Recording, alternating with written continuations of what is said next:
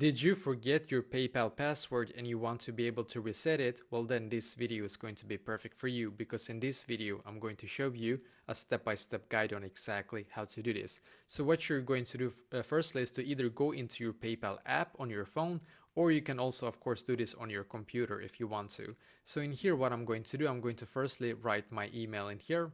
So I'm just going to write my email, and as you can see, you should now be taken to this page. So now when you have written your email, you should be taken to the next step where you're going to actually enter your password. But if you don't know your password, if you have forgotten it, what you're going to do in here instead is to click on forgot password. So click there.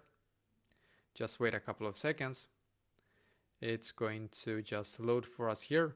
And as you can see in here, it's going to actually do like this. It's going to either want you to send your photo ID, or you can get a text message, or you can get email. So I would say that if you have currently got access to your email, this is very easy, or you can also get a text message. But I'm just going to click on next in here.